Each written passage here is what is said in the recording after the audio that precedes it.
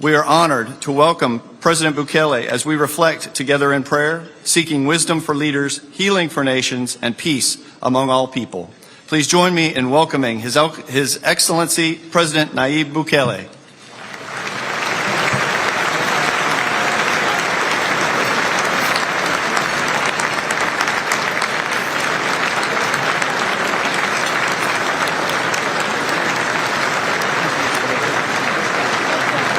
Thank you.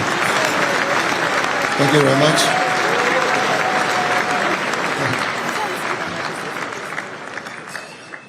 Thank you very much. Good morning, everybody. Honorable members of the United States Senate and House of Representatives, distinguished national and international guests, people that are watching us right now, ladies and gentlemen. It is an honor to be here today alongside leaders of this nation and other nations and cultures and backgrounds.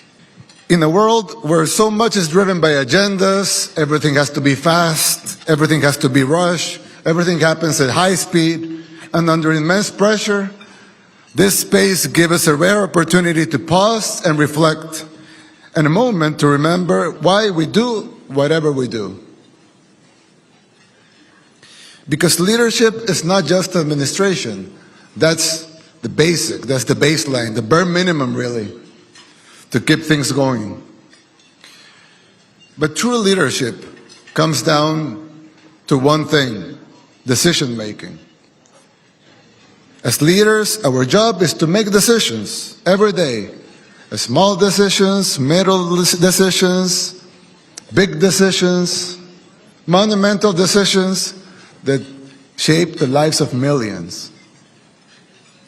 And that's not always easy. Making the right decisions is not always easy. And it needs one thing above all. There's a passage in the Bible, I'm sure everyone knows this one, but there's a passage in the Bible that I find very important for those in any type of leadership position. It talks about the time Solomon ascended the throne, and God appeared to him in a dream, inviting him to make a request for whatever was in his heart. As you know, Solomon could have asked for anything: riches, power, victories over his enemies, or a long, healthy, happy life. But he didn't. He asked for none of that.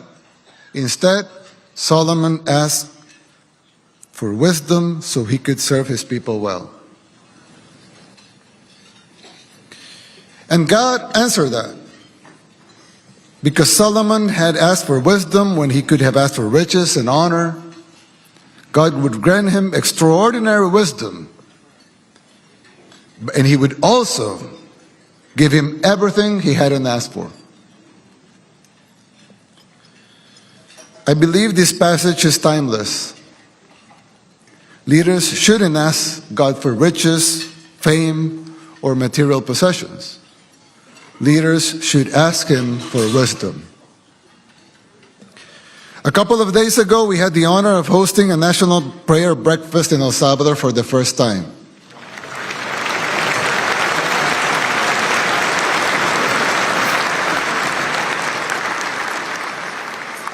And over there, I share a little about the miracle unfolding in our country. As you know, El Salvador was the murder capital of the world. That was our nickname, murder capital of the world, the most dangerous place in the whole wide world. And now is the safest country in the whole continent.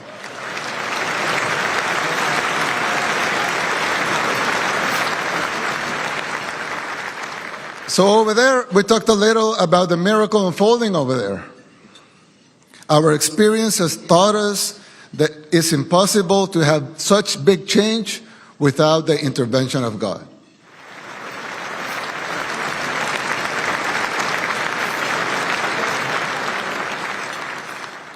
The transformation of El Salvador, especially when it comes to security, is not the work of humans alone. We know it was possible only because God worked a miracle through our hands. And we give the glory to Him.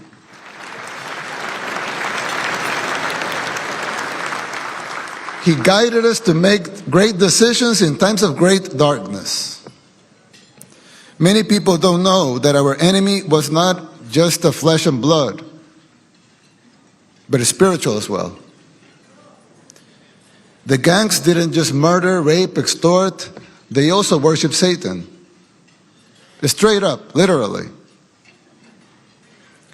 When we went to their homes to arrest them, we discovered altars they've been using for satanic rituals. This is well documented. We put up the pictures, the videos right away. But for some reason, the global mainstream media didn't think it was worth it to cover it. But we know gangs in El Salvador were satanic, and they worship Satan, and some of those gangs are here in the United States. Bringing security to our people meant shielding them from that. Shielding the innocent from the plague. Putting the safety of our honest people first. Guarding those who were seeking peace and had to face the curse of the gangs. If God did this for El Salvador, He can do it for countries all over the world.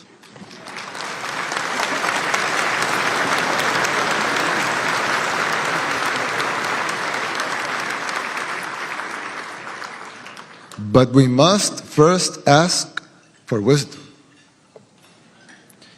Anyone see what we do over there, and they will see brave women, brave men that trained really hard, fought even harder, went with risking their lives with their courage, amazing courage. But all of that would have been worthless if it wasn't because God wanted us to win that war. We won the spiritual war first, and that reflected in our physical world.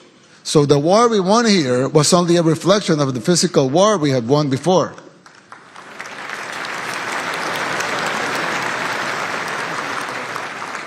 Every battle, every fight, every war worth fighting has to be won first in the spiritual world, so that can reflect in the physical world. There's another famous saying in the Bible that you can prepare the horse for the battle, but it's God who decides the outcome. The victory lies in Him.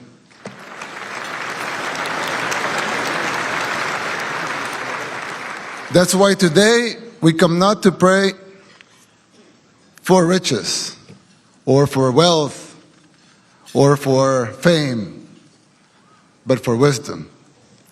For wisdom for all the men and women here in this room, for all the men and women in positions of power, for all the decision makers, for all the policy makers, for the politicians, for the businessmen, the men and women who directly and indirectly influences the lives of millions and even billions of other human beings. Leadership never means making decisions that serve just a few or less, us, but means making decisions that serve and protect our people and that honor the tasks entrusted to us. Our experience has taught us that leadership does not obligate us to have all the answers all the time, but it does obligate us to seek God's wisdom,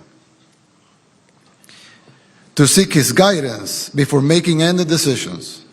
It obligates us to prepare to the best of our abilities and to remember who ultimately grants the victories.